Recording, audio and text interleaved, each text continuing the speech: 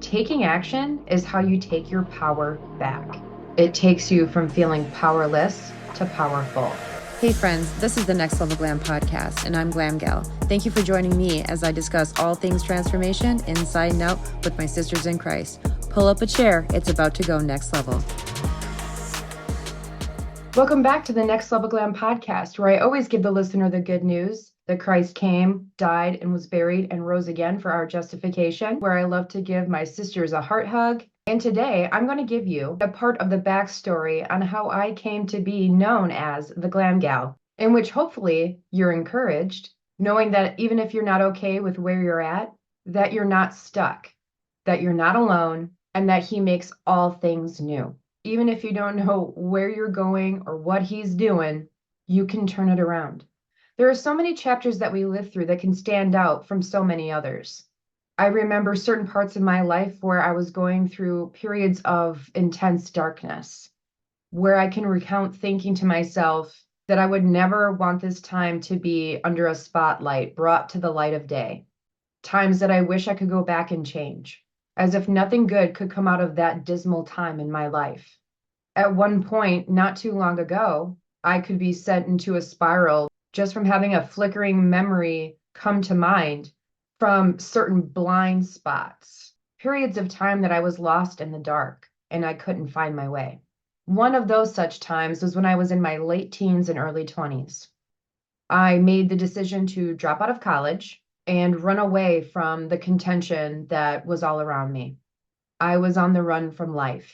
Every time I turned a corner, I made some other horrible mistake or choice that kept leading me further from who I truly was, who I am.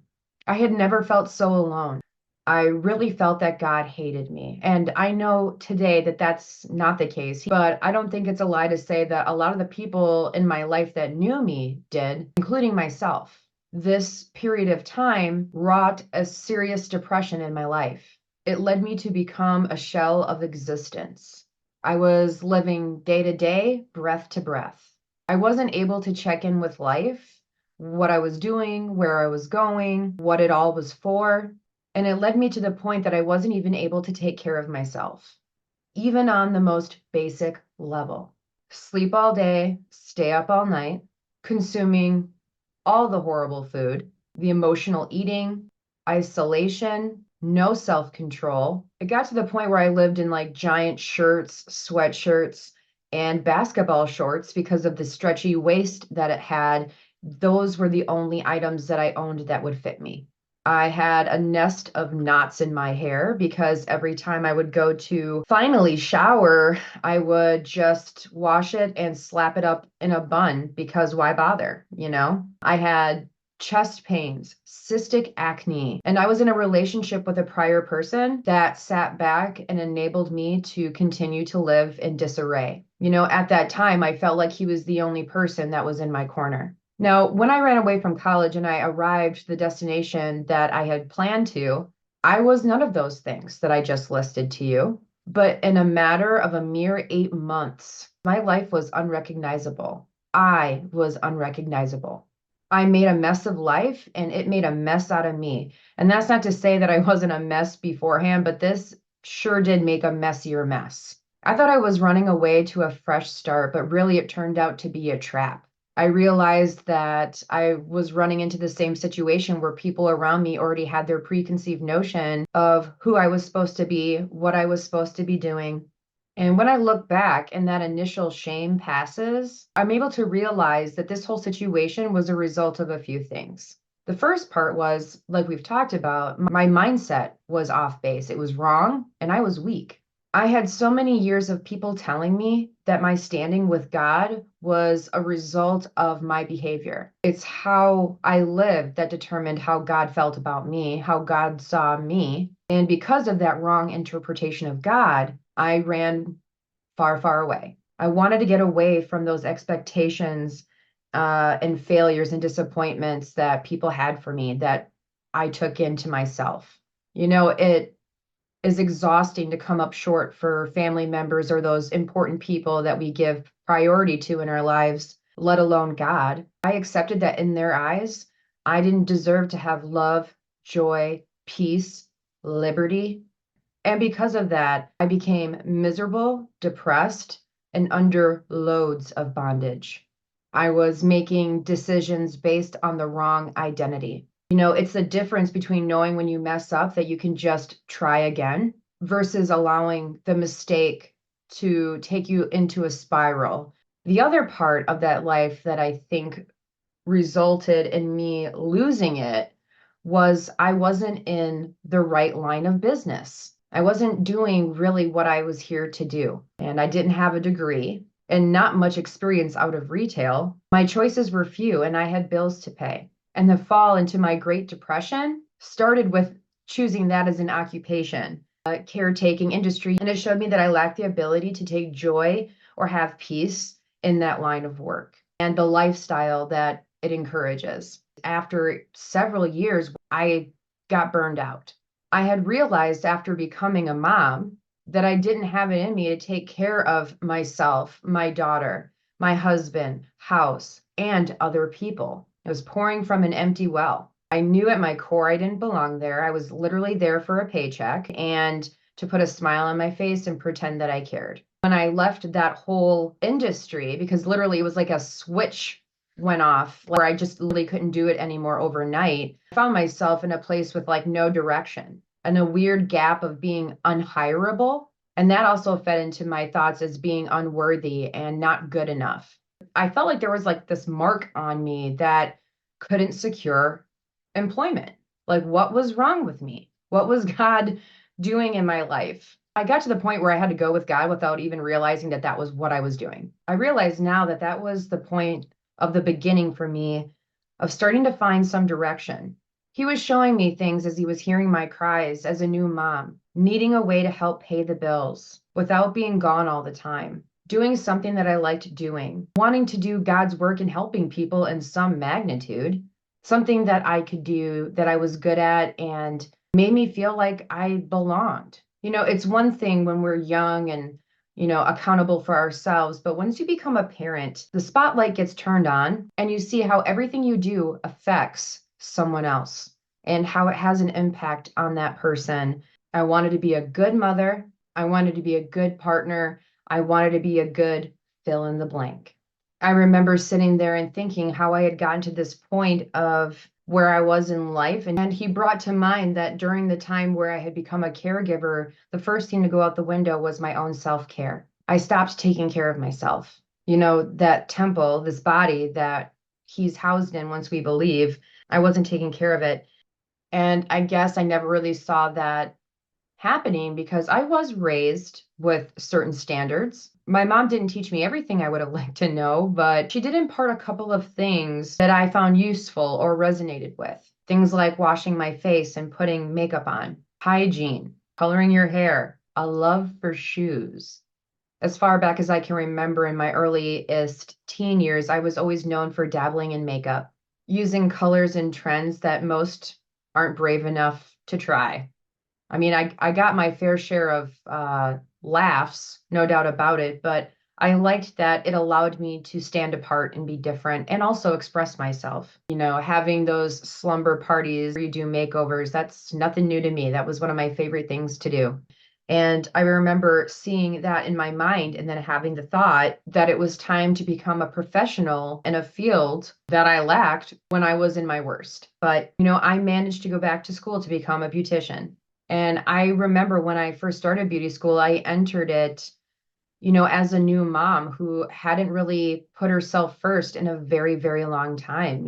Things were tight. I had grown the confidence of what a simple partial foil and an eyebrow wax could do for a person. I used that time to do what I loved to do. Makeup and hair and fashion, whatever I could afford or fit into at the time. All the same, that new period, I started calling myself the glam gal, like this alter ego, because I liked to take the ordinary and make it extraordinary. It didn't matter if it was Monday or if I was just running to the grocery store. I used it as an opportunity to go hard in the paint and express myself, to stand out, to be set apart. This person, glam gal, was this creation where I could be who I wanted to be, even if my life didn't reflect exactly that. It's kind of like that concept where you just start living the life that you want to live or creating the life that you want to live, starting to be that person that you want to be instead of the person that you are. I didn't know what kind of mark I would leave on the industry. I didn't know where I was going with it all, but it did make its mark on me. And it allows me to afford the services that inspire and encourage me. And it gives me a way to put my heart into providing services for someone else to help them feel good. It's been 10 years this year that I have been a licensed cosmetologist. And I still don't know what my mark is on the industry, but I do know that God has given me understanding, skills, and a desire in this area, and it helps to keep me on the path of taking action. Taking action is how you take your power back. Instead of allowing myself to lay like a vegetable and tell myself that I'm gross, I take a hot bubble bath. I wash my face. I shave my legs. I moisturize from head to toe. I go for a walk, put together a cute outfit. I style my hair. I make myself a healthy and tasty dish. It takes you from feeling powerless to powerful. Some days it's basic, right? Like some days it's just washing your face in a nice SPF. Other days it's extravagant. You do the 12-step skincare. But the point is, you do something about it. It sounds incredibly simplistic, but it helped shake off the sick ick factor so I could see that I was worth the effort. All these years later, and I find myself on the other side of who that person was. Sure, every once in a while I catch a glimpse of that imposter that I used to be. But instead of giving me shame, I feel grateful that God didn't give up on me, proud that I didn't give up on myself, even though everyone else around me had. And I also feel this sense of awe sometimes that this kind of growth and restart is possible. The great news here is that God can use whatever you are going through for his purpose. He tells us that he can use all things for the good of those that love him. Take action in the person that you are in him today. Let people see his love in you from the inside out. I know a lot of Christians out there today really put a lot of pressure on believers that we're not supposed to be so vain, that it's a sin. Very sin conscious people out there who need to be delivered of that kind of thinking. The interesting part that I really want to shine a light on today comes from Esther 2:12, and it says, "Now, when every maid's turn was come to go into King Assyrius," and I do believe he's also known as King Xerxes, "after that she had been 12 months, according to the manner of women, for so were the days of their purifications accomplished, to wit, 6 months with oil of myrrh, and 6 months of sweet odors, and with other things for the purifying of the women." So what it's telling you is that it was a year prep to get ready for the night with the king. We're talking like oil baths and fragrant baths and milk baths and only the best foods, and turning her temple into like this like beautiful, vibrant flower for the king to select. There was a book I read years and years ago called One Night with the King, and it goes deeper into this, like the study of the times and what it was really like. And I'm telling you, it was a full-time job for Esther, getting prepared to be chosen by the king. And even after, so she had to keep herself at that state, when she was decided as the queen. I know it was for the king, but I'm pretty sure it probably did a heck of a lot for her too. It probably made her feel like a queen. You know what I'm saying? And we should have that same concept for ourselves. I do know that the point of Esther is that she was there for such a time as that to interject for God's people who are under persecution. Okay. But I just want to show that biblically women did care for themselves and aspire for making the temple the most. Just because we're believers doesn't mean that we have to walk around like a monk. All right. We're allowed to take care of ourselves and invest in ourselves. We got to take care of this temple so that we can do the work that God has put us here to do. And we have liberty to do so. And when you know that God loves you and you have the right to walk that out in the here and now, pays itself forward. And what I mean by that is I'm a king's kid and I'm going to treat myself that way.